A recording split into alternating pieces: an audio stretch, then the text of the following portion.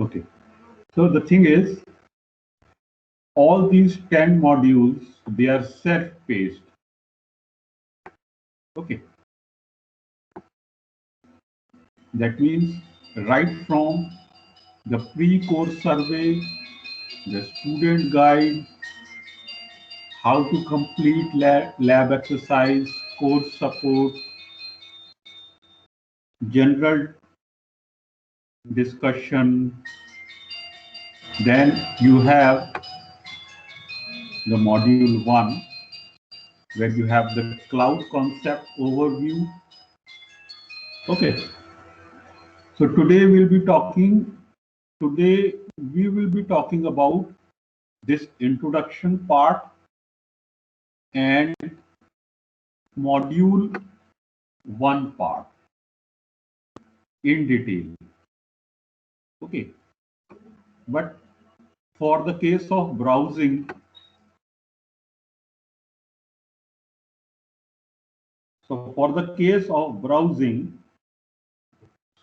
we will be talking that apart from these modules, you have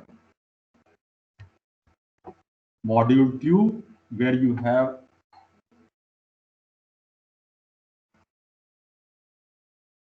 have cloud economics and billing, that will deal after the first module.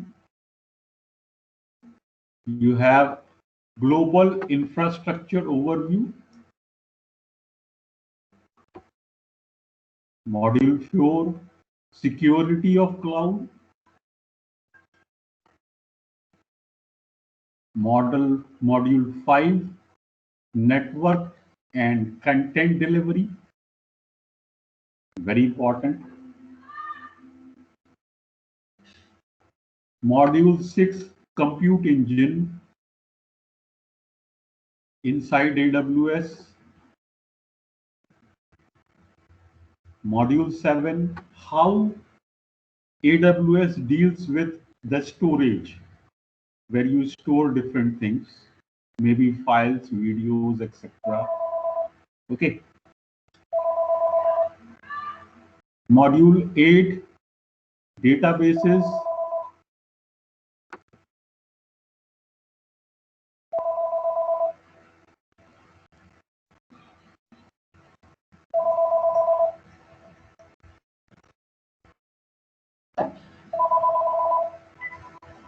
Hello.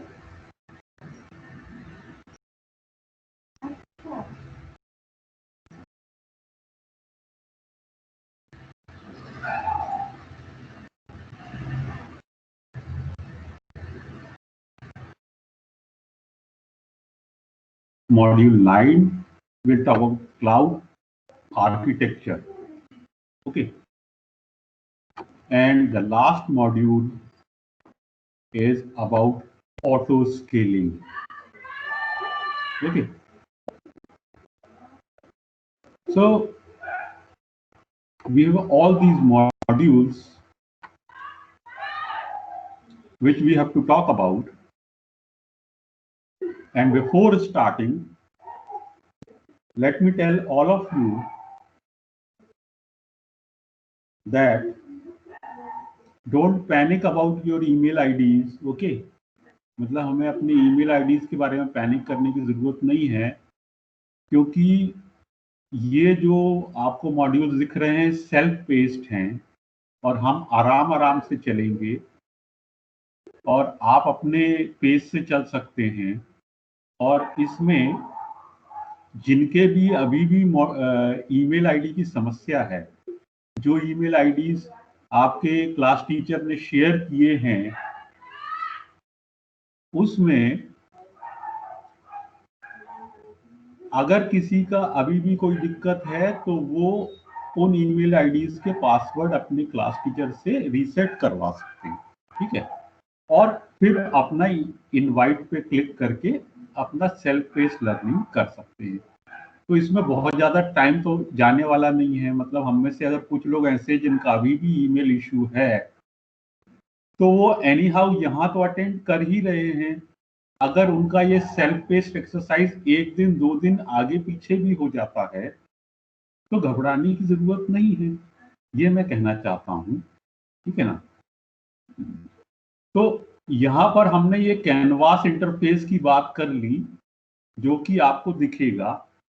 अब यहाँ की ये canvas interface में हर एक module में आपके पास एक तो कुछ वीडियोस मिलेंगे आपको, जिसको आप 1 बार 2 बार 3 बार 10 बार जितनी बार देखना देख सकते हैं। फिर डिपेंडिंग अपॉन द मॉड्यूल उसमें आपको लैब मिलेगा। ठीक है। और वो लैब के लिए आपको एक मैं यहां बताना चाहता हूं।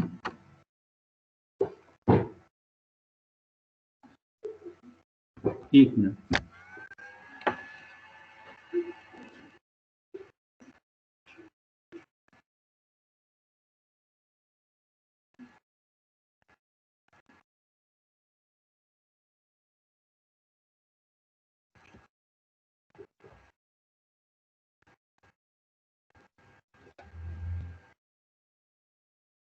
हेलो।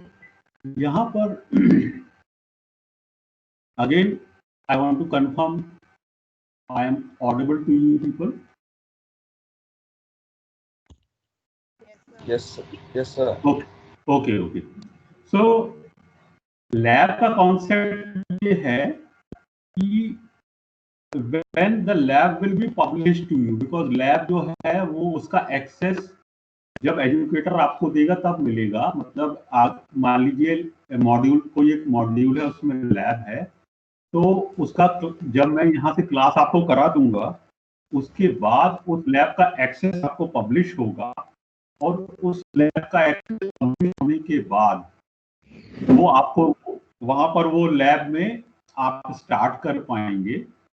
और उसका कॉन्सेप्ट ऐसा रहता है कि you have to start lab.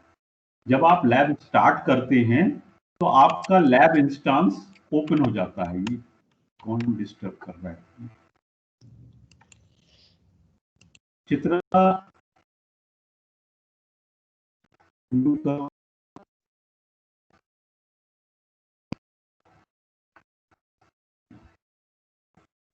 So I was just telling you that when your lab will be published, so you have to start your lab instance. Okay. ये मैं उस समय फिर रिपीट कराऊंगा, लेकिन अभी स्टार्टिंग में बता रहा हूँ। When your lab will be started, that lab will be available to you for 3 hours. ठीक है। मतलब 3 घंटे के लिए वो लैब इंस्टेंस आपका ओपन रहेगा। स्टार्ट लैब के बाद आपको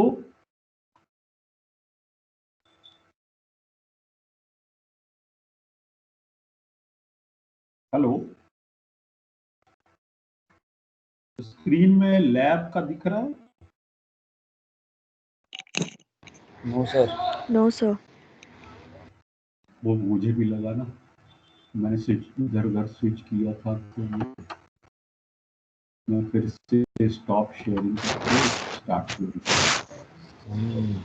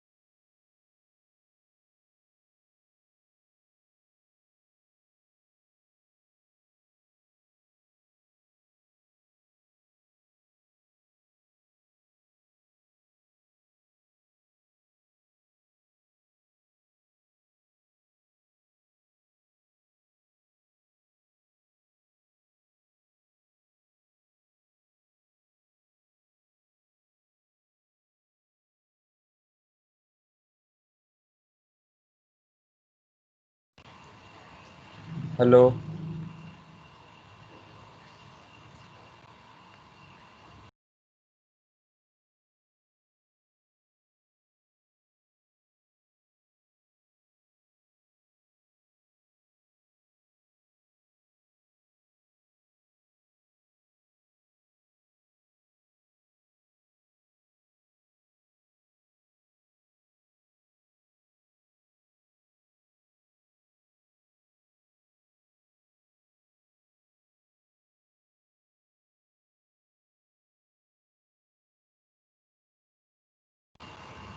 Sir, you are not audible, sir.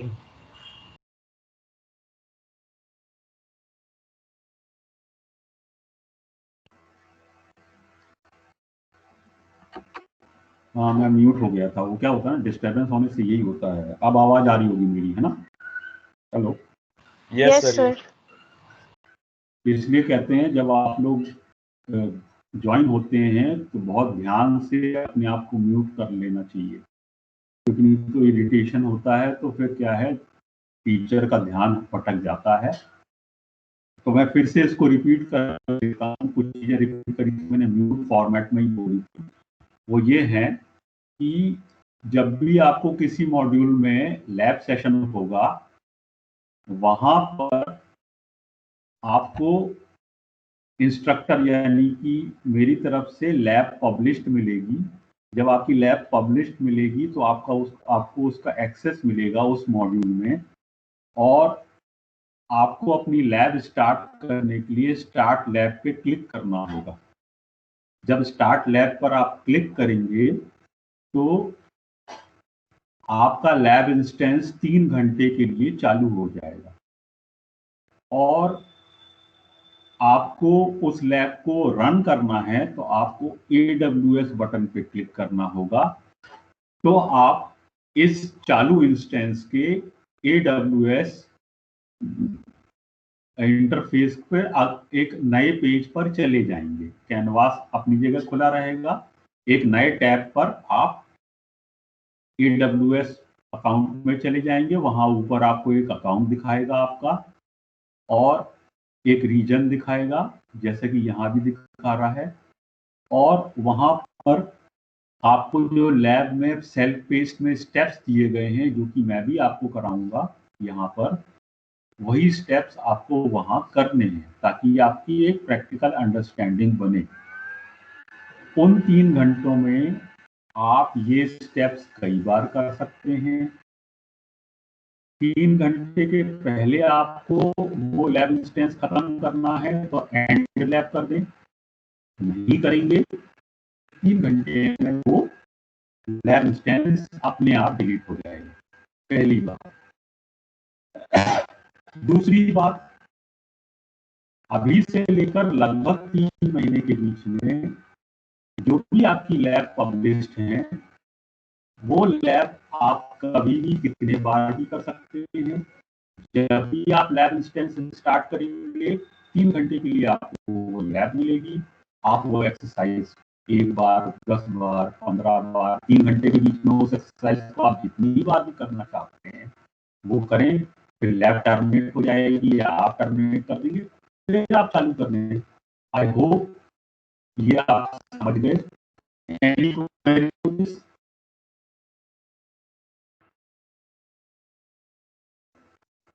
तो आगे बढ़ते हैं, ठीक है? तो लेट्स मूव फॉरवर्ड। तो ये बात हो गई कि कैसे करते हैं, ठीक है ना? तो ये इसके बारे में आपको वहां भी दिया होगा, ठीक है ना, कि आप वहां से भी सेल्फ पेस्ट में भी पढ़ सकते हैं। मैंने यहाँ जानबूझ के स्टूडेंट इंटरफेस खोला हुआ है ना, जैसा कि यहाँ दिख रहा है। मैंने इंस्ट्रक्टर इंटरफेस नहीं खोला है।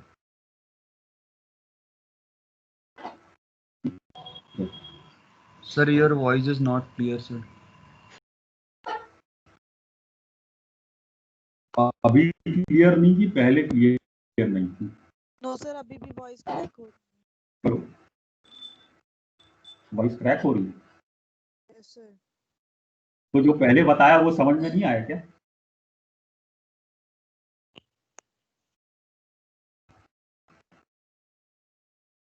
हेलो, जो लैब के बारे में बता समझ में नहीं आया क्या?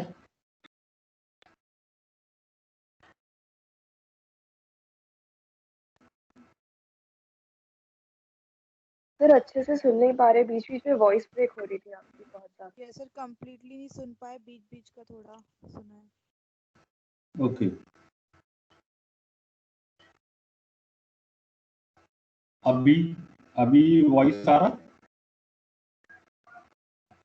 कुछ यस फर्क सर। पड़ा है कि सेम है? यस सर, अभी थोड़ा ठीक है। तो ठीक है, यस सर, अब बेटर है। ओके। तो मैं ये कह रहा था कि आपने तो डायग्राम देखा होगा, इसमें आपको लैब एक्सरसाइज के लिए एक सिमुलेटेड लैब का एनवायरनमेंट मिलेगा, जिसको हम समय समय पर आपको आगे बताएंगे, ठीक है? ये तो हो गई कैनवास की बात। अब हम आज का जो पहला सेशन है, जैसा मैंने बताया कि आज हम 2 मॉड्यूल्स पे बात करेंगे। पहला है इंट्रोडक्शन मॉड्यूल और दूसरा है मॉड्यूल 1, ठीक है? मतलब यहाँ पर वैसे आपके कोर्स में 10 मॉड्यूल्स हैं, लेकिन यहाँ पर 11 बाइफरकेशंस हैं, क्योंकि पहला इंट्रोडक्शन है, बाकी फिर 10 मॉड्यूल्स हैं। सर अभी भी Okay. बहुत ज़्यादा डिस्टरबेंस हो रहा है सर। डिस्टर्बेंस हो रहा है? Okay, 1 second.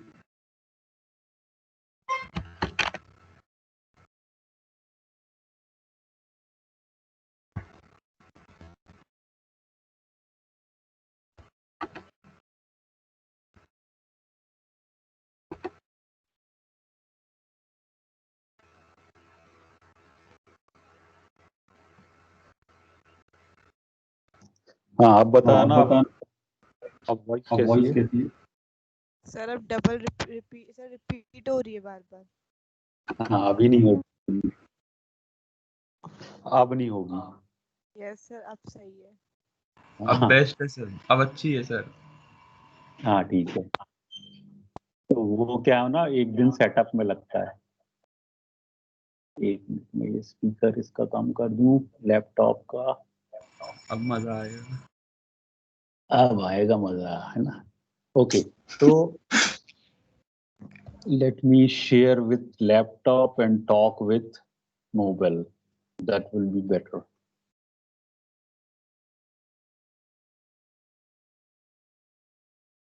For the sake, I'll repeat that part again because you people have got nothing out of it. Okay. तो एक्चुअली मैं करता वैसे ही था कि वॉइस जो है मैं मोबाइल से करता था, लेकिन आज मैंने सोचा चलो यहीं से कर लें, तो वो थोड़ा सा वैसा हो गया। कोई बात।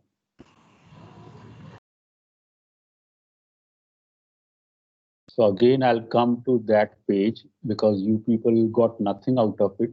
I hope now voice is clear. Let me. Yes sir, now it's clear. Super clear sir. Super. Okay, so I was talking that whenever in any module you have a lab, so that lab will be published by the instructor to you, and when you'll have a lab access, you'll see something like this which is coming on the screen, right? And lab आपको ये करना होगा कि start lab पे click करना होगा। इससे आपकी लैब इंस्टेंस जनरेट हो जाएगी 3 घंटे के लिए, ठीक है?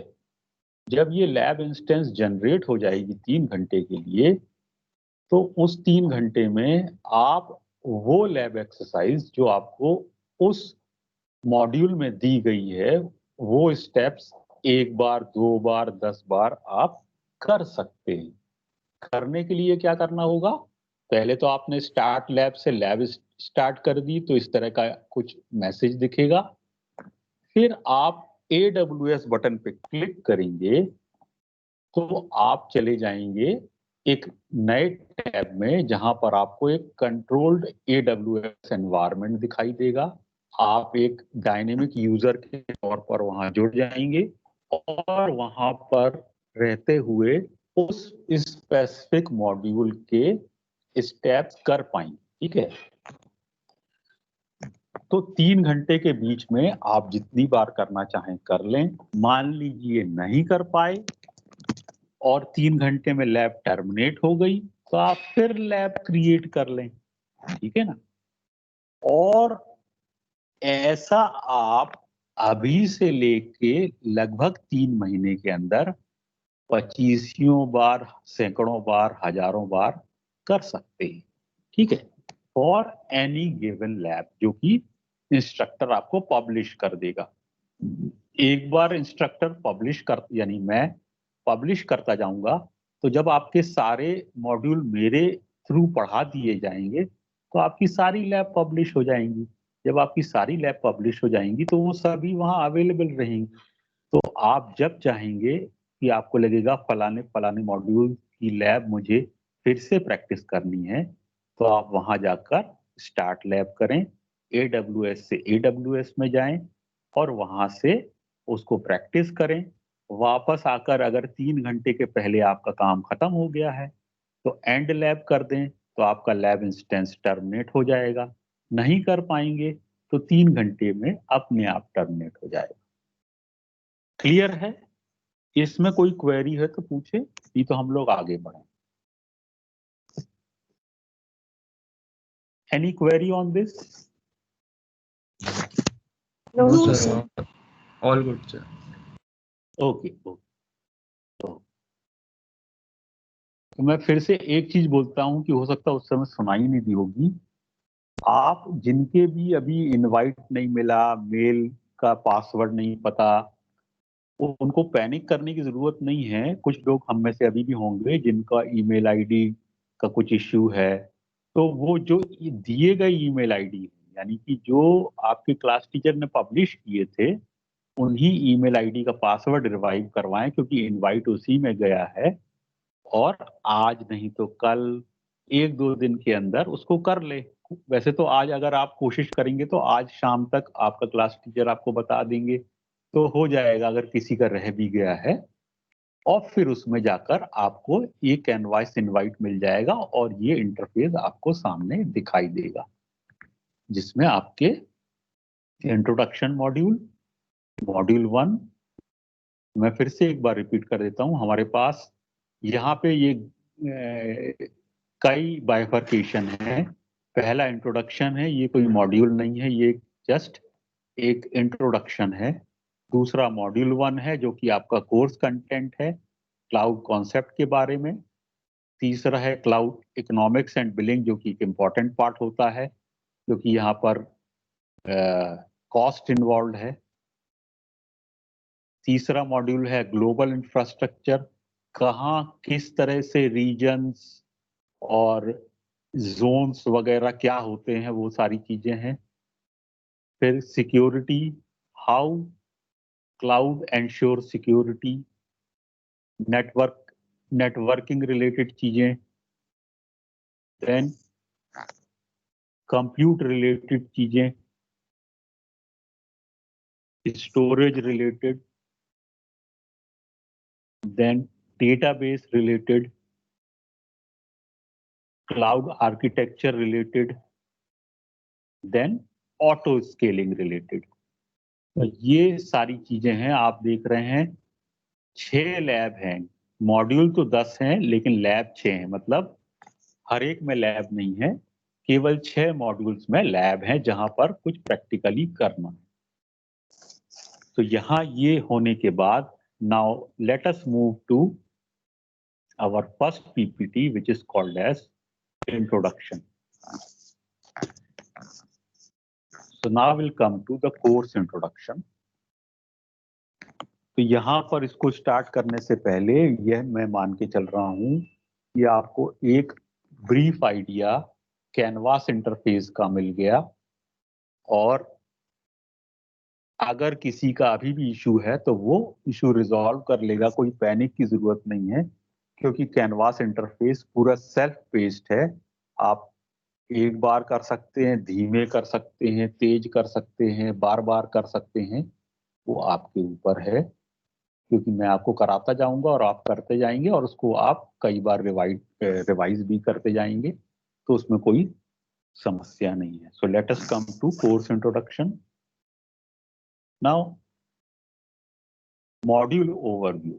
That means in this particular introductory module, we will be talking about course objective and overview, AWS certification exam information, AWS documentation, and AWS documentation scavenger hunt. इस मॉड्यूल को करने के बाद हम ये समझ पाएंगे कि what is the purpose of this particular course. Secondly, recognize the course structure, certification process, how to navigate the documentation website. So section 1 is course objectives and overview. जो भी बंदा ये कोर्स कर रहा है उसको एक हल्का फुल्का आईटी टेक्निकल नॉलेज होना चाहिए. आईटी टेक्निकल नॉलेज का मतलब है कि डेटाबेस क्या होता है, नेटवर्किंग क्या है ना, फाइल क्या है, मतलब एक simple idea about IT things. Second, IT business knowledge. IT business knowledge का ये मतलब होता है कि कौन सी चीज कहाँ लगती है, वेबसाइट क्या है, मतलब ऐसी चीजें. तो एक जनरल नॉलेज हम सभी को है क्योंकि हम सब कंप्यूटर साइंस के स्टूडेंट हैं. प्रेफर्ड नॉलेज क्या है, familiarity with cloud computing concept, जो कि अभी हम लोग आज सेकेंड पीपीटी में करने वाले. Working knowledge of distributed system एक हमको होना चाहिए, नहीं होगा थोड़ा बहुत तो हम कर लेंगे अभी यहाँ पे. Familiarity with general networking concept, जो कि आपने सिस्को में काफी कुछ किया है और वो यहाँ पर हम स्ट्रेंथन कर लेंगे. इसके बाद अगला है working knowledge of multi tier architecture. Multi tier architecture का मतलब क्लाइंट, बीच में कुछ middleware, then server, peer to peer, all these kind of things, इसके बारे में. कोर्स ऑब्जेक्टिव, ये कोर्स करने के बाद आप AWS क्लाउड क्या है ये अच्छे से बता पाएंगे. प्राइसिंग कैसे होती है AWS में ये आप बता पाएंगे. You can identify the global infrastructure components of AWS. जैसा मैंने आपको एक होमवर्क दिया था, ये वो पॉइंट है. मतलब यहां पर ये होता है कि कुछ चीजें AWS में रीजन स्पेसिफिक होती हैं, कुछ चीजें AWS में ग्लोबल स्पेसिफिक होती हैं. ठीक है. इसके बाद AWS क्लाउड में बहुत हाई लेवल की सिक्योरिटी होती है. क्यों होती है? Because you have a policy of identity and access management. मतलब कि हर एक एंटिटी जो क्लाउड में बनती है, कौन उसको एक्सेस कर सकता है, कितना एक्सेस कर सकता है, क्या कर सकता, क्या नहीं कर सकता, ये पॉलिसी बेस्ड ही चीजें एक्सेसिबल हैं क्लाउड में. ऐसा नहीं कोई भी कुछ भी एक्सेस कर लेगा. देन अगर मैं एक ऑर्गेनाइजेशन हूं तो मैं AWS में एक वर्चुअल प्राइवेट क्लाउड अपना बना सकता हूं as an organization. By default जैसे ही मुझे एक AWS अकाउंट, चाहे वो आपका AWS एजुकेट अकाउंट है, हमको मिलता है, तो उसमें एक डिफॉल्ट VPC यानी कि वर्चुअल प्राइवेट क्लाउड मिलता है, जो कि आइसोलेटेड होता है बाकी पूरे AWS से. मतलब उसके अंदर मैं कुछ प्राइवेटली रखूं तो बाहर से वो एक्सेसिबल नहीं है जब तक कि मैं किसी तरह से उसको एक्सेस. ठीक है ना. cloud entity of AWS. Then we have demonstrate when to use EC2, AWS Lambda, AWS Elastic Beanstalk.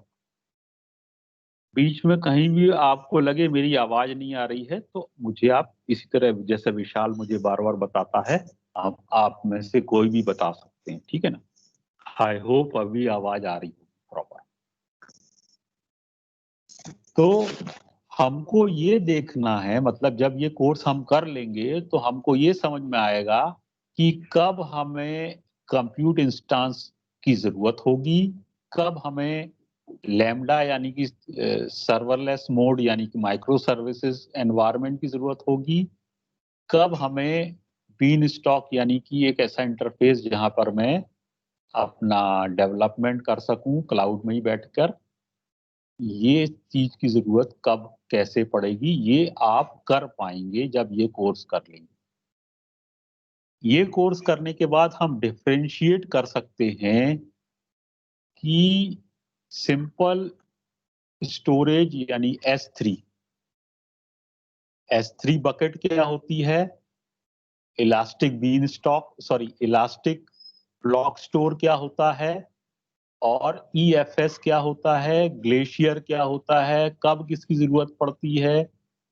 तो ये सारी चीजें हमको समझ में आएंगी, कौन सी चीज बाय डिफॉल्ट कहाँ मिलती है, कौन सी चीज हमें बनानी पड़ती है, कौन सा स्टोरेज कब जरूरत में आता है, ये हम डिफरेंशिएट कर पाएंगे। कौन सा सस्ता, कौन सा महंगा, कौन सा कब यूज करें तो पैसे बचेंगे, ये सारी चीजें हम कर पाएंगे।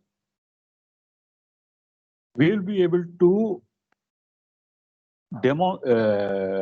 demonstrate कि कौन सी डेटाबेस सर्विस कब जरूरी है ना, कब हम RDS यूज करेंगे, कब हम DynamoDB यूज करेंगे, कब Redshift यूज करेंगे, कब Aurora यूज करेंगे, और ये सब क्या है ये हम आगे मॉड्यूल में पढ़ेंगे।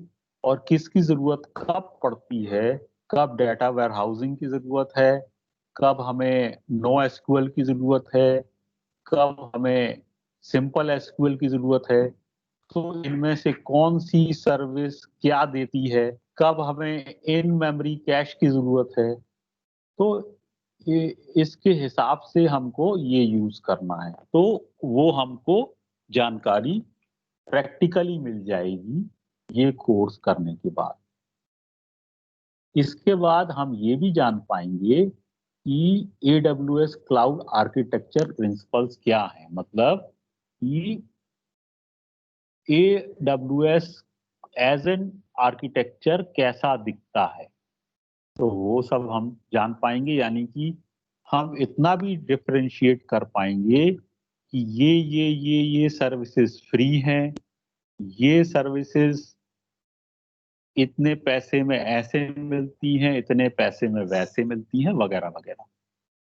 इसके बाद इलास्टिक लोड बैलेंसिंग, क्योंकि अगर हम कोई सर्विसेज यूज कर रहे हैं क्लाउड में तो बहुत सारा लोड आएगा मतलब ट्रैफिक आएगा मतलब कि यूजर इंटरेक्ट करेगा। अगर यूजर इंटरेक्ट करेगा तो लोड प्रॉपरली बैलेंस होना चाहिए, क्योंकि आप रिडंडेंट कंप्यूट बनाकर चलेंगे मतलब आपका एक इंजन नहीं चलेगा, आपके कई इंजन चलेंगे, क्योंकि आपको तो बड़ा काम करना है। जब कई इंजन चलेंगे तो कोई इंजन चलेगा, कोई बैठ जाएगा, तो कोई चलेगा तो कोई बैठ जाएगा, तो प्रॉपर बैलेंसिंग होना चाहिए, प्रॉपर आपका जो ट्रैफिक है वो इधर उधर डाइवर्ट होना चाहिए।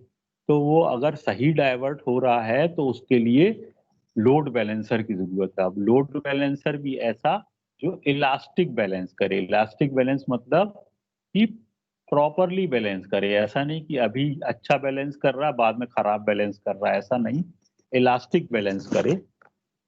क्लाउड वॉच यानी कि एक तरह का वॉच डॉग कि क्या चल रहा है, कहीं कोई दिक्कत है तो आपको अलर्ट करे कि भाई यहाँ ये समस्या है ऑटो स्केलिंग। कई बार ऐसा भी होता है आप चाहते हैं कि आपको कुछ ना करना पड़े, कंप्यूट इंजन 2 से 4 हो जाएं, 4 से 6 हो जाएं, 6 से 8 हो जाएं, फिर लोड कम हो जाए तो वापस 6 हो जाएं, और लोड कम हो जाए तो वापस 2 हो जाएं, और लोड कम हो जाए तो सभी बंद हो जाएं। तो इस तरह से ऑटो स्केलिंग भी आप सीख पाएंगे इस कोर्स में। कोर्स आउटलाइन, जैसा कि मैंने पहले भी बताया था, पहला मॉड्यूल जो अभी इस पीपीटी के बाद हम लोग डिस्कस करेंगे उसमें है क्लाउड कॉन्सेप्ट ओवरव्यू,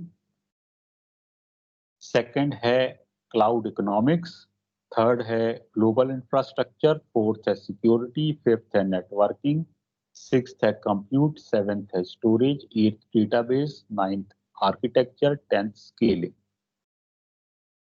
ठीक है। क्लाउड कॉन्सेप्ट ओवरव्यू, इसके जो सेक्शंस हैं वो हैं क्लाउड कंप्यूटिंग क्या है, एडवांटेज क्या है, AWS क्या है, AWS क्लाउड एडॉप्शन फ्रेमवर्क।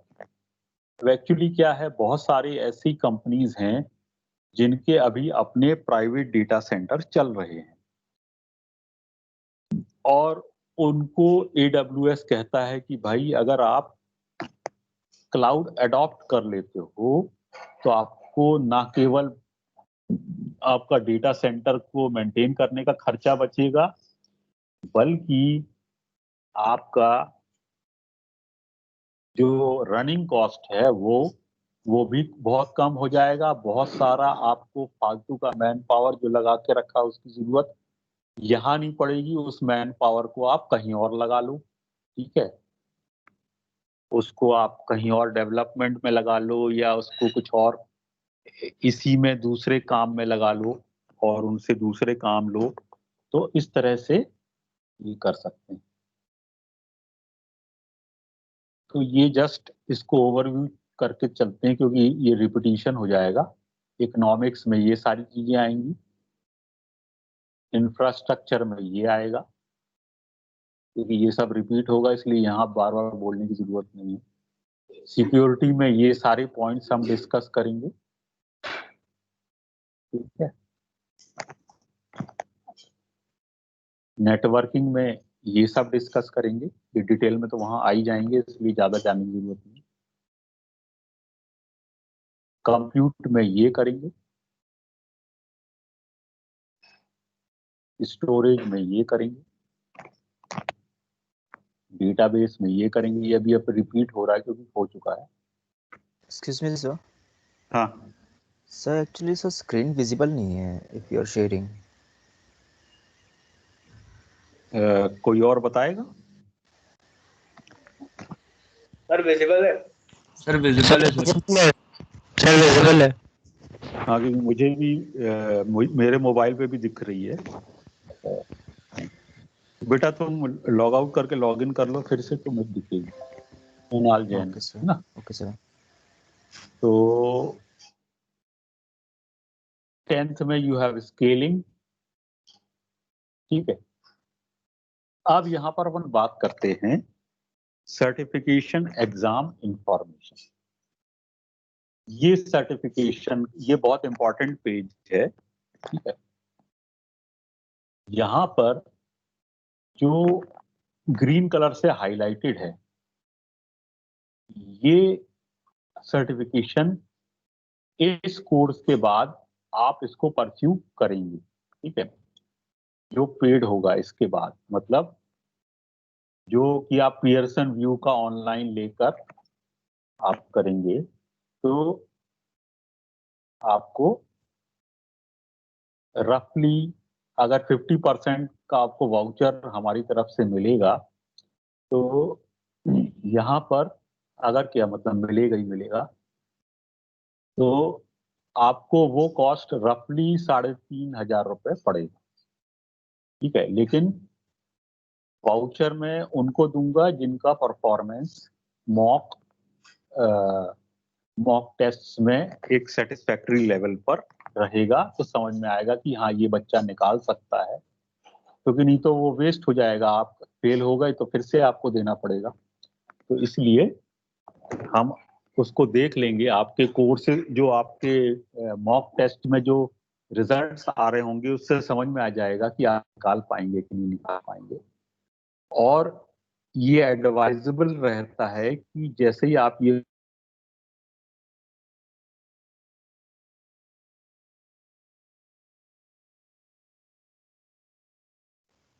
आप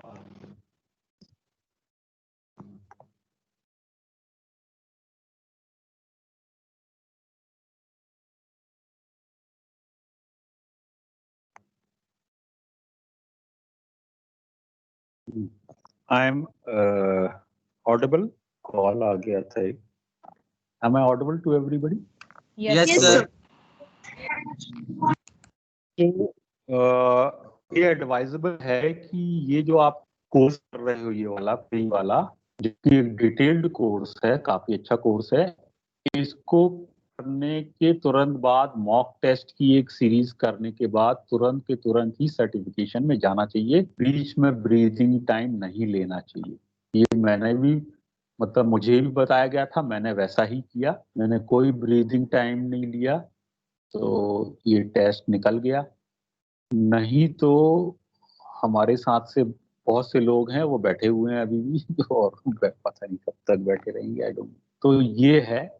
इसके बाद हाँ, इसको करने के बाद बहुत सारे आपको कैंपसेस मिलेंगे और हम में से कुछ लोग अपने आप को आइडेंटिफाई करेंगे कि उनको फिर किस डोमेन में जाना है। तो वो architect domain, operational domain, developer domain, इनमें जा सकते हैं। ठीक है ना। आर्किटेक्ट डोमेन जो है वो सॉल्यूशन आर्किटेक्ट की तरफ जाते हैं, मतलब उनका जो फिर उनको जो ओपनिंग्स मिलती हैं वो होती है सॉल्यूशन आर्किटेक्ट ओपनिंग। अगर वो क्लाउड फाउंडेशन करने के बाद सॉल्यूशन आर्किटेक्ट वाला अगर सर्टिफिकेशन कर लेते हैं कोर्स करने के बाद, ठीक है, वो अपन गाइड करेंगे आगे, तो they will get a very handsome, you can say, this thing. Similarly, SysOps administrator की भी जॉब्स काफी निकलती हैं, तो ये भी हो सकता है। डेवलपर की जॉब्स निकलती हैं। अब इसमें अंतर क्या है? अंतर ये है, जो हार्ड कोडर होते हैं वो डेवलपर साइड जाएं, जो कि ऑपरेशंस जिनको ज्यादा मतलब कि समझ में आता है, कि जैसे कि मतलब वो कोडर और बिजनेस एनालिस्ट के बीच के लोग होते हैं, मतलब उनकी कोडिंग भी मॉडरेट होती है और वो मतलब जो एसडीएलसी की साइकिल्स में काफी अच्छे होते हैं, तो वो यहाँ जा सकते हैं। मतलब गिट ऑपरेशन करना, build with Maven etcetera and Gradle etcetera या एंट एक्सेट्रा, फिर उसमें फिर आगे टेस्ट डिप्लॉय, यानी कि पूरा डेवऑप्स का तरीके का जो ऑप्शंस है उस पे जाना चाहते हैं तो वो इस पे जाएं। या सोल्यूशन आर्किटेक्ट वो लोग होते हैं जो बिजनेस एनालिस्ट होते हैं, मतलब जो सॉफ्टवेयर का कस्टमर के साथ बैठ के कैसा बनेगा क्या बनेगा उस पे जाना चाहते हैं, लोगों को सलाह देना कि अगर क्लाउड में आओगे तो ऐसे पैसे बचेंगे, आप इस तरह से बनाओगे। मतलब वो क्लाउड इंफ्रास्ट्रक्चर के बारे में ज्यादा जानते हैं और उसका एक तरह से आर्किटेक्ट होते हैं, क्लाउड आर्किटेक्ट। जैसे कि अपने सिविल के आर्किटेक्ट होते हैं वैसे ही क्लाउड आर्किटेक्ट, कि आपको इतनी EC2 इंस्टेंस लगेंगी, इतना लैम्डा लगेगा, इतने जो हैं वो इस तरह से IAM का ये होगा। मतलब उनको ये जो आपका वो होता है ना, क्या नाम है उसको, क्या कहते हैं, क्लाउड फॉर्मेशन, यानी कि इंफ्रास्ट्रक्चर एज अ कोड के बारे में भी जानकारी अच्छी होती है। टेराफॉर्म, एक जो मैंने बताया था उस दिन, टेराफॉर्म पे काम काफी करते हैं, मतलब और वो मतलब ये लिखना, आपकी यामिल फाइल लिखना या जेसॉन फाइल लिखना फॉर आर्किटेक्ट, मतलब कि वो बनाना, तो ये सारी चीजें करते हैं। ठीक है ना। इसमें कोई अगर किसी को क्वेरी हो तो पूछे, नहीं तो आगे चलते हैं। ठीक है, अगर साइलेंस रहेगी तो मैं मान लूंगा कोई क्वेरी नहीं है, तो आगे चलते हैं। सर ये स्पेशलिस्ट वाला क्या है? ये उसके बाद आता है बेटा, इसमें जो है ना, मतलब एक्चुअली क्या है कि ये स्पेसिफिकली मतलब अलग डोमेन्स आ जाते हैं। यानी कि कुछ लोग ऐसे हैं जो आईओटी की तरफ जाना चाहते हैं, तो वो एलेक्सा बिल्डर की तरफ चले गए। कुछ ऐसे हैं जो मशीन लर्निंग की तरफ जाना चाहते हैं। मतलब कि करोगे आप सबसे पहले ये ग्रीन वाला जो अभी हम लोग करेंगे, क्लाउड प्रैक्टिशनर। उसके बाद आप इनमें से कहीं मूव कर सकते हो। सिक्योरिटी, मतलब हार्डकोर सिक्योरिटी की तरफ जाना तो सिक्योरिटी में चले गए, हार्डकोर नेटवर्किंग में जाना, हार्डकोर बिग डेटा में जाना। तो मतलब ये अलग अलग जो हैं आपके डोमेन्स हैं। मतलब डिपेंडिंग अपॉन, करना तो फाउंडेशन तो यही करना है जो अभी अपन करने वाले हैं, लेकिन हम में से जो स्टूडेंट हैं इनके अलग अलग फ्लेवर होते हैं आप लोगों के, कि भाई मुझे तो मशीन लर्निंग ही पसंद है, मैं ये सोल्यूशन आर्किटेक्ट में नहीं जाऊंगा, ना मैं कोडिंग में बहुत ज्यादा उस तरफ जाने का है, तो वो मशीन लर्निंग वाला कर सकता है। कोई ऐसा है जिसको कि सिस्को की साइबर सिक्योरिटी बहुत अच्छी लगी, बोला हमको तो यही फील्ड अच्छी लग रही है, तो वो यहाँ ये फाउंडेशन करने के बाद सिक्योरिटी वाला कर ले।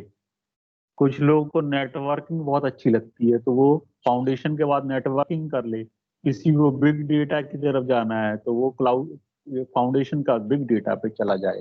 किसी को एलेक्सा स्किल्स, यानी कि मोर और लेस मतलब आईओटी साइड कह सकते हैं हम इसको, तो उस तरफ जा सकता है जिसमें एलेक्सा इन्वॉल्व है। तो ये सारी चीजें हैं।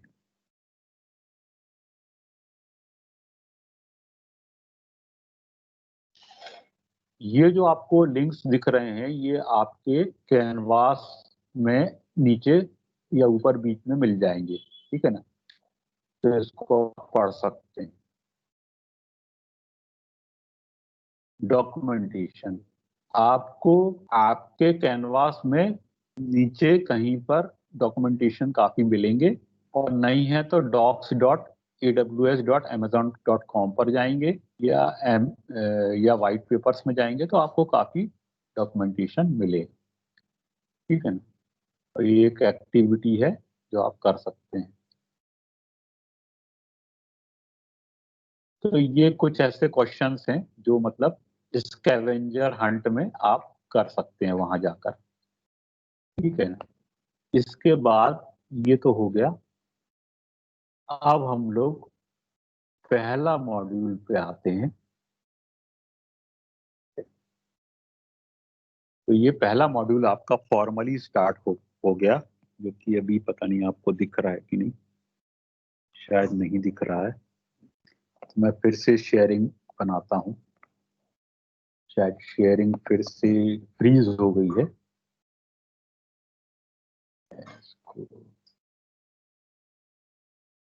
Stop sharing.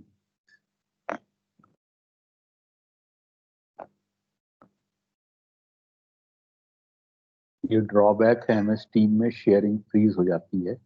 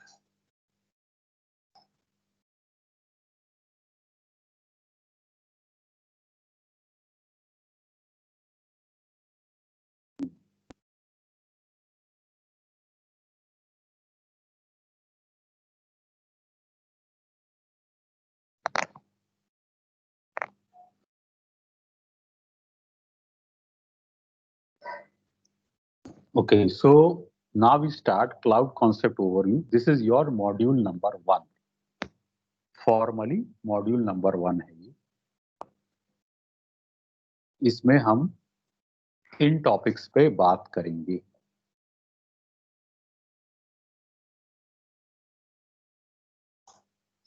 इस मॉड्यूल को करने के बाद हमको क्लाउड कंप्यूटिंग मॉडल्स के बारे में जानकारी मिलेगी, जो पहले से भी आपको है। क्लाउड कंप्यूटिंग के एडवांटेजेस के बारे में पता चलेगा, AWS के बारे में पता चलेगा, AWS क्लाउड एडॉप्शन फ्रेमवर्क के बारे में भी पता चलेगा। तो क्लाउड, जैसा कि हम सब जानते हैं कि क्लाउड कंप्यूटिंग जो है एक ऑन डिमांड कंप्यूटिंग है, जिसमें कि हमारे पास फिजिकली बहुत ज़्यादा कंप्यूटिंग पावर ना होते हुए भी हमें बहुत सारा कंप्यूटिंग पावर मिलता है। और इसका फायदा ये है कि ये पे एज यू गो प्राइसिंग पे मिलता है। मतलब आप जो जो पार्ट यूज करते हैं उसके हिसाब से आपको प्राइसिंग मिलती है। तो यहाँ पर एक्चुअली क्या है, क्लाउड कंप्यूटिंग के कारण आपको हार्डवेयर के बारे में सोचना नहीं पड़ता। आप केवल आप क्या करना चाहते हैं वो सोचते हैं। ट्रेडिशनली क्या होता था कि अगर हमको एक कंपनी में आईटी इंफ्रास्ट्रक्चर बनाना है तो पहले हम प्लान करेंगे, फिर खरीदेंगे, फिर उसकी सिक्योरिटी देखेंगे, उसमें कनेक्शन करेंगे, फिर वो ऑब्सोलीट हो जाएगा, फिर बेच देंगे, फिर नया खरीदेंगे वगैरह वगैरह। ठीक है, लेकिन यहाँ पर क्या है, फ्लेक्सिबल है। हमको शाम को पूरा इंफ्रास्ट्रक्चर नहीं चाहिए तो शाम को पूरा डिलीट कर दो, दूसरे दिन दूसरा इंफ्रास्ट्रक्चर बना लो।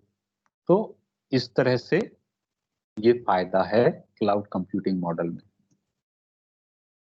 क्लाउड सर्विस मॉडल्स जो हैं वो सबसे पहले आता है इंफ्रास्ट्रक्चर एज अ सर्विस, यानी कि आप टोटली सारा इंफ्रास्ट्रक्चर क्लाउड पे यूज कर रहे हो।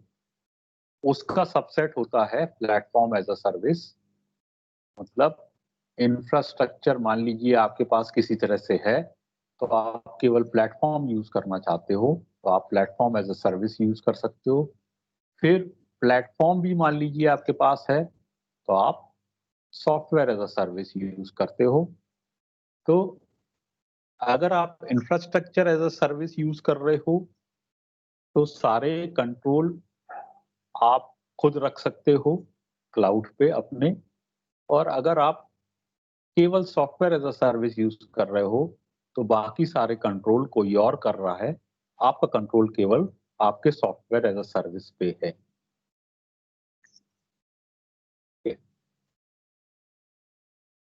नाउ डिप्लॉयमेंट बेस 3 तरह के क्लाउड होते हैं।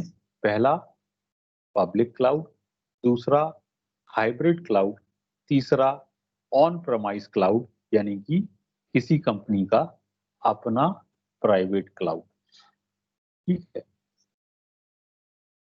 ना अब हम कर बहुत ये पर्टिकुलर पेज बहुत इंपॉर्टेंट है।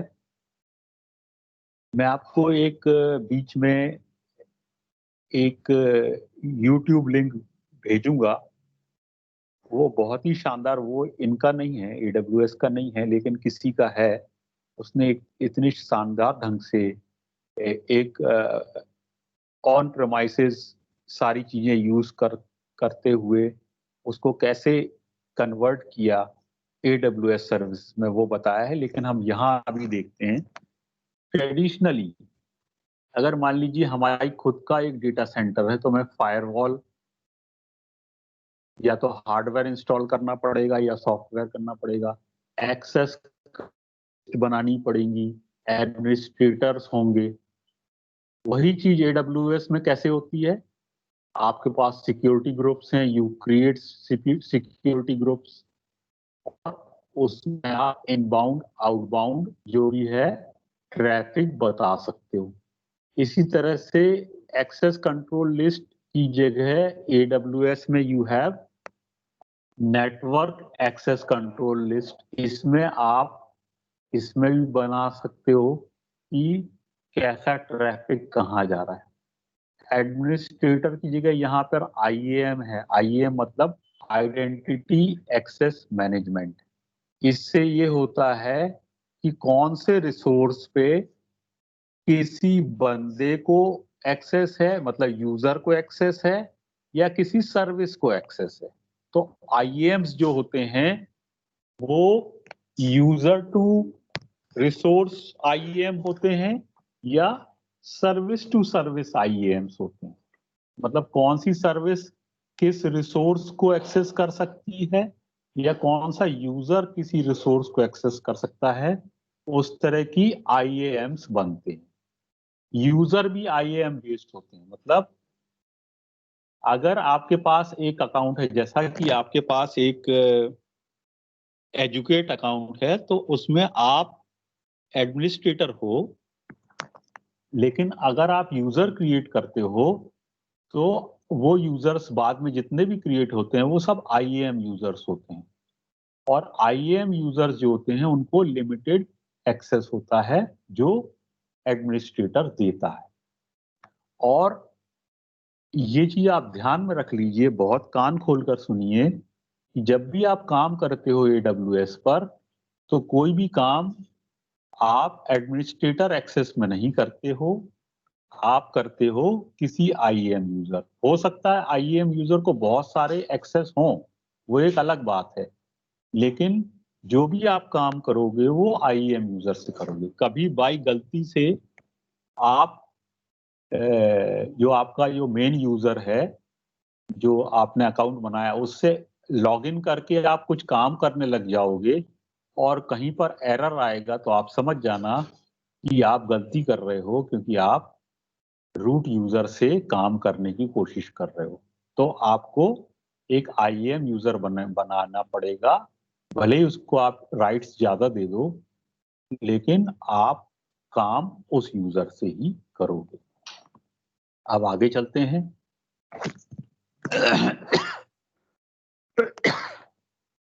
फिजिकल डेटा सेंटर में you have routers, network pipeline, switches, जबकि AWS में you have load balancers and virtual private clouds. Physical data centre में आपके हार्ड सर्वर दिखाई देते हैं सामने, जबकि AWS में आपके पास आपके इंस्टेंस होती हैं, मशीन इंस्टेंस होती हैं, जो कि जिनको बोलते हैं elastic compute cloud, elastic cloud compute, जो कि जो आपको बताया भी गया था एजुकेट में, आपको थोड़ा बहुत आपके दूसरे टीचर्स ने बताया भी है कि कैसे लाइनक्स EMI या विंडोज EMI आप क्रिएट कर लाइनक्स EMI और विंडोज EMI आप क्रिएट करते हैं। तो यहाँ पर कंप्यूट इंजन आप बनाते हैं। तो जितनी सर्विसेज आपको चलानी है उतने कंप्यूट इंजन्स आप यहाँ बना सकते हैं। नॉर्मल डेटा सेंटर में आप फिजिकल ड्राइव्स में डेटा रखते हैं, जबकि AWS में आपको elastic block store, elastic file system, simple storage system, ये सब मिलते हैं, और डेटा वेयरहाउसिंग के लिए RDS मिलता है। ठीक है, तो यहां पर हमको ऑन डिमांड सर्विस मिलती है, ये उतना इंपॉर्टेंट नहीं है, पेज आगे चलें। एडवांटेजेस, हमें इन्वेस्टमेंट तुरंत नहीं लगाना पड़ता, पे एज यू गो मॉडल पे काम होता है। मैसिव इकोनॉमिक्स ऑफ स्केल पे काम करता है। मान लीजिए आज कोई सर्विस हमें 5 रुपए की पड़ रही है, तो हो सकता है 6 महीने बाद उसकी स्केलिंग ऐसी है कि AWS वो हमको 5 पैसे में देने लगे। अब माइंड इट, मैंने जो दोनों एग्जाम्पल दिए हैं, ठीक है ना, 5 रुपए और 5 पैसे, वो एग्जाम्पल बिल्कुल सही है, ठीक है ना। बिल्कुल सही इसलिए है कि मैंने पिछले महीने बहुत सारी उछल कूद करी अपने अकाउंट में, बहुत मैसिव उछल कूद करी, और मुझे 52 रुपए का बिल आया। ठीक है ना। 52 रुपए क्या होते हैं आज की डेट में। मैंने काफी कुछ कंप्यूट इंजन बनाए, काफी कुछ किया, बहुत कुछ काम किया है मतलब एक्चुअली। तो उसके हिसाब से और फिर वो इंजन्स बंद कर दिए, लेकिन मुझे मात्र 52 रुपए लगे। 52 रुपए क्या होते हैं। अब क्या होता है, ये बहुत ही इंपॉर्टेंट है कि आप गैस वर्क करना छोड़ देते हैं। गैस वर्क करना छोड़ देते हैं मतलब आपकी एक बड़ी कंपनी है तो आप सोचते चलो 5 सर्वर ले लेते हैं, काम चल जाएगा। पता चला 5 सर्वर ले लिए, 3 सर्वर फालतू खड़े हुए हैं, या 5 सर्वर ले लिए, चाहिए थे 6 सर्वर। अब क्या करें, तो जैसे तैसे काम चला रहे हो, ओवरलोड हो रहे सर्वर, तो आपकी साइट स्लो चल रही है, आपका काम स्लो चल रहा है फालतू में। जबकि AWS या इसी तरह के दूसरे उसमें you have elastic compute and elastic everything is you can scale, तो कोई दिक्कत नहीं। फिर नॉर्मल में क्या होता है, आपने पहले सोचा खरीदेंगे, फिर बहुत सारा आपने R&D किया, फिर कुछ सर्वर और कुछ आइटम्स आपने आइडेंटिफाई किए, कंपनी को भेजे, कंपनी ने आपको भेजा सामान वगैरह वगैरह। यहाँ पे तो आप क्लिक करो और मिनट में आपका IT इंफ्रास्ट्रक्चर रेडी है। तो stop spending money on running and maintaining centre, concentrate on your business and customer. Server, network wire, maintenance के बारे में सोचना छोड़िए, अपने बिजनेस और कस्टमर के बारे में सोचना, मतलब ये कहना है AWS का। ठीक है, गो ग्लोबल इन मिनट्स।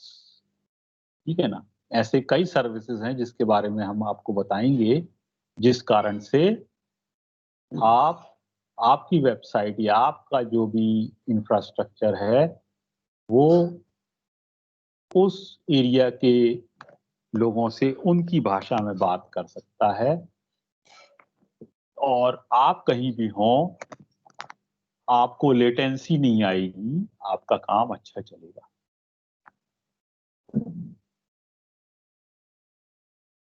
तो ये सब तो अपन बात कर चुके हैं। अब आते हैं AWS क्या है। AWS एक वेब सर्विस है। नहीं, यहाँ पे पहले वेब सर्विस की बात करें। वेब सर्विस क्या है? वेब सर्विस एक ऐसी सर्विस है जिसपे आप एक क्लाइंट मशीन यानी कि मोबाइल या सिंपल लैपटॉप या किसी टैब से आप इंटरेक्ट कर सकते हैं। ठीक है ना। AWS एक क्लाउड प्लेटफॉर्म है जो कि बहुत सारे broad set of global cloud based product services देता है, और ये हमको ऑन डिमांड एक्सेस देता है, फ्लेक्सिबिलिटी देता है। केवल उतने समय के आप पैसे दीजिए और उतनी ही सर्विसेज का पैसा दीजिए जो आपने यूज करी। ये सर्विसेज आपस में बहुत आराम से इंटरेक्ट करती हैं, तो आपको वरी करने की जरूरत नहीं है। ये कुछ सर्विसेज हैं। ठीक है, इनके कलर्स जो हैं ये इनकी कैटेगरी बता रहे हैं। ठीक है, तो आप देख पा रहे होंगे कि कुछ कलर्स ग्रीन हैं, कुछ ब्लू हैं, कुछ रेड हैं, कुछ ऑरेंज हैं, तो वो उनकी कैटेगरी है। तो एनालिटिक्स सर्विस है, application integration, AR/VR, blockchain, compute वगैरह वगैरह बहुत सारी सर्विसेज हैं। ये एक सिंपल एग्जांपल है सॉल्यूशन का। ठीक है, जैसे यहां आप देख पा रहे हैं AWS इज अ सुपरसेट। आपके अकाउंट का एक वर्चुअल प्राइवेट क्लाउड उसका एक सबसेट है। उस वर्चुअल प्राइवेट क्लाउड में एक कंप्यूट इंजन चल रहा है।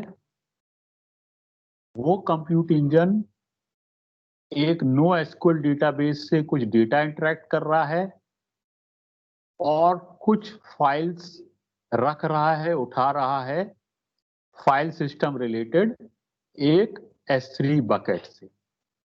और ये जो कंप्यूट इंजन है ये एक प्रॉपर राउटिंग के थ्रू बाहर के नेटवर्क से कनेक्टेड है और उसको उतने ही एक्सेस राइट्स हैं। किस कारण से? सिक्योरिटी ग्रुप के कारण से और नेटवर्क एक्सेस कंट्रोल लिस्ट के कारण से। तो उतना ही ट्रैफिक अंदर आएगा जाएगा तो यूजर को उतना ही इंटरेक्शन मिलेगा। तो इस तरह से अगर इस तरह का एक छोटा सा मॉडल है तो इसमें AWS की कौन कौन सी सर्विसेज लगी?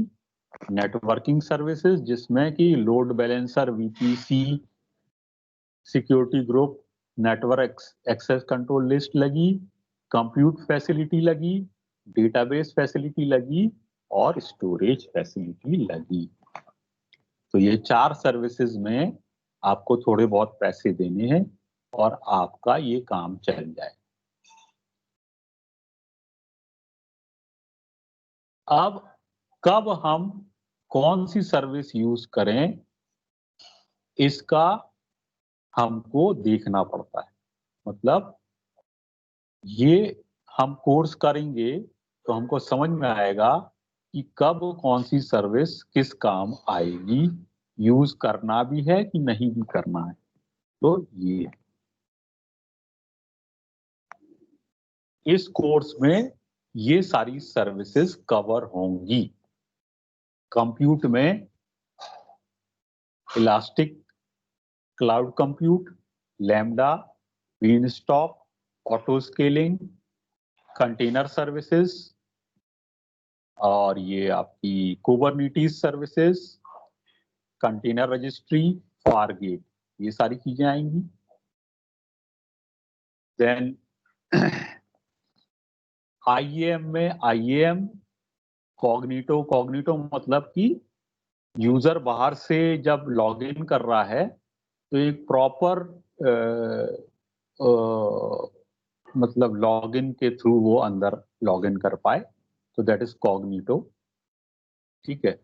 देन यू हैव शील्ड, ये आपकी डिनाइल ऑफ सर्विस अटैक वगैरह से वो करने के लिए, आर्टिफैक्ट, KMS, ये सब आपकी आइडेंटिटी सर्विसेज हैं। देन यू हैव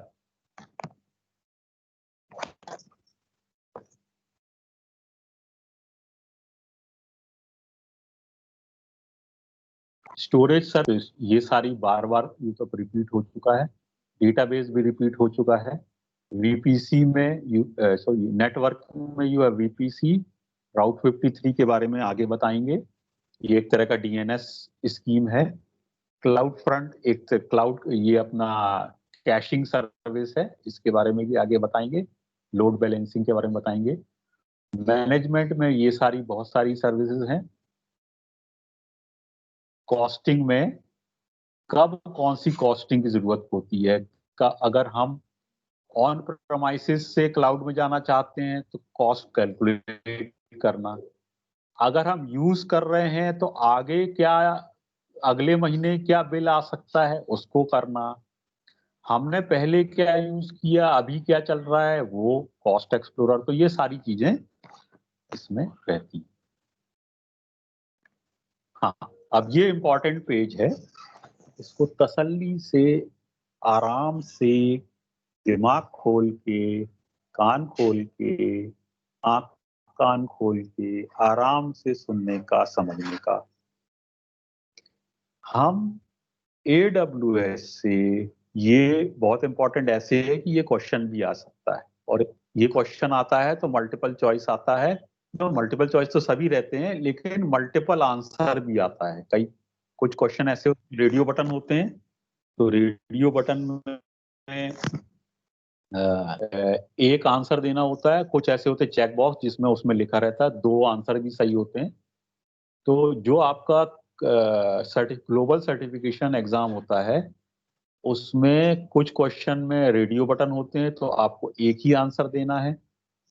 कुछ क्वेश्चन में ऊपर साफ लिखा होता है 2 आंसर सही हैं, तो चेक बॉक्सेस होते हैं। तो ऐसा होता है। तो यहाँ पर कोई भी यूजर AWS से 3 में से कोई भी तरीके से इंटरेक्ट कर सकता है। AWS मैनेजमेंट कंसोल, दूसरा कमांड लाइन इंटरफेस, तीसरा SDK। ठीक है, तो कंसोल जैसा कि आप लोग भी 1-2 बार कर चुके इक्का दुक्का, मतलब आपने लॉगिन किया, सामने आपको एक कंसोल दिख गया, वो आपका कंसोल है। दूसरा कमांड लाइन इंटरफेस, आपने लॉगिन किया, ऊपर साइड में एक बना रहता है, उसको क्लिक करेंगे तो सामने कमांड लाइन खुल जाती है। तो दूसरा, तीसरा आप एचटीकेएस के थ्रू, एचटीकेएस के थ्रू मतलब कि अपने सिस्टम पे कोई क्लाइंट सॉफ्टवेयर जैसे क्या बोलते हैं उसमें, VS कोड या इस तरह का कोई वो लगाकर उसमें आपने कोई जावा का वो एड ऑन या पाइथन का एड ऑन या कुछ लगा लिया, उसके थ्रू भी इंटरेक्ट कर सकते हो, लॉगिन कर सकते हो AWS पे। मैं बताऊंगा वो आपको बीच में। तो इस 3 तरीके से आप इंटरेक्ट कर सकते हो। तो ये सब हम लोग डिस्कस कर चुके टेक अवेज। इसके बाद अगर कोई बिजनेस क्लाउड की तरफ जाना चाहती है तो उसके ये एस्पेक्ट्स हैं: business, platform, people, security, governance and operations. ठीक है, तो बिजनेस, पीपल, गवर्नेंस ये बिजनेस कैपेबिलिटीज हैं। Platform, security, operational, technical capabilities हैं। बिजनेस, कौन सी चीज कहाँ लगेगी, ये बिजनेस में आता है। पीपल, कैसे मैनेज होगा वगैरह वगैरह, ये इसमें आता है। गवर्नेंस, कौन सी चीज कैसे गवर्न होगी, ये इसमें आता है। कंप्यूट कैसे होगा, नेटवर्क क्या होगा, ये प्लेटफॉर्म में आता है। किसको कितना राइट्स है, क्या करना है, ये सिक्योरिटी में आता है। बाकी दूसरे ऑपरेशंस आते हैं। ठीक है, तो यहाँ पर आज का डिस्कशन अपना हुआ।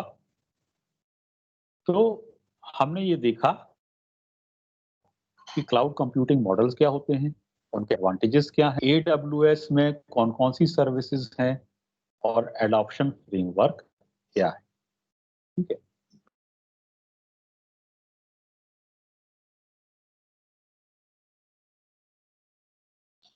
तो यहाँ पर आज की क्लास खत्म होती है। आपके लिए होमवर्क ये है कि जो आपका ये मॉड्यूल है इसमें आपको इंट्रोडक्शन मॉड्यूल खत्म करना है और मॉड्यूल 1 खत्म करना है। ये दोनों आपको करना है, आराम से करिए।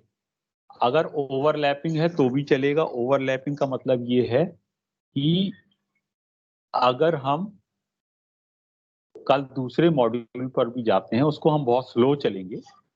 ठीक है, ठीक है, क्योंकि वो थोड़ा सा डिटेल में चलेगा। तो कोई एक मॉड्यूल, जैसे ये इंट्रोडक्टरी मॉड्यूल में ज्यादा कुछ नहीं था, सारी चीजें इंट्रोडक्शन थी, इसलिए ये 1 दिन में चला गया। आगे के मॉड्यूल हम 3 दिन 5 दिन, कोई कोई मॉड्यूल 1-1 हफ्ता भी लेगा, तो हम लोग आराम से चलेंगे। और बीच में लगेगा कि आपके थ्योरी अनाउंस हो गई है तो वहीं पर हम लोग रुक जाएंगे। ठीक है, जैसे ही आपको किसी दिन यूनिवर्सिटी से आता है कि फला फला दिन से आपके थ्योरी एग्जाम हैं, तो उसी दिन हम लोग यहाँ पर पॉज ले लेंगे और हम इसको आगे आपके थ्योरी एग्जाम जस्ट खत्म होने के बाद चलाएंगे। किसी दिन कभी ऐसा लगता है कि आपको कोई कैंपस आने वाला है तो वहां भी हम लोग इसको पॉज करेंगे और हिसाब, उसके बीच में जितने मॉड्यूल्स आप कर लोगे उसी को आप रिवाइज कर सकते हो, या आपका फाइनल अगर बीच में आता है उसके बाद हम फिर से उसको हिसाब से रिज्यूम करके चलेंगे, कंटिन्यूटी बनाकर चलेंगे। कोई क्वेरी है तो पूछें, नहीं तो हम लोग आज का सेशन इसको खत्म करते हैं।